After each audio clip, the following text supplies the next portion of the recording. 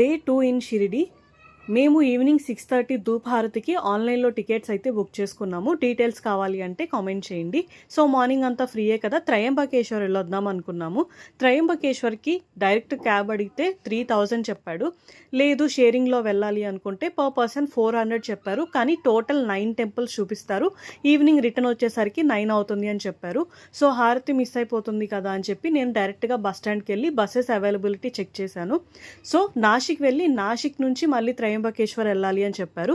కానీ తర్వాత తెలిసింది ఏంటి అంటే డైరెక్ట్ షిరిడి నుంచి కూడా కొన్ని బస్సెస్ అయితే త్రయంబకేశ్వర్కి వెళ్తున్నాయి. సో మేమైతే బస్ ఎక్కి త్రయంబకేశ్వర్ రీచ్ అయ్యాము. టోటల్గా 4 hours జర్నీ అయితే పట్టింది. అక్కడ 200 రూపీస్ దర్శనం టికెట్స్ తీసుకొని దర్శనం చేసుకున్నాం. దర్శనం అయితే చాలా బాగా జరిగింది. సో మళ్ళీ రిటర్న్ అయిపోయామన్నమాట. కానీ మేము రిటర్న్ షిరిడి వచ్చేసరికి ఈవినింగ్ 7 అయితే అయిపోయింది. నా ధూప్ హారతి మిస్ అయిపోయింది. నేనైతే చాలా బాధపడ్డాను. కాకపోతే తర్వాత ఒకటి జరిగింది, అదేంటో తెలియాలి అంటే పార్ట్ 2 చూడండి.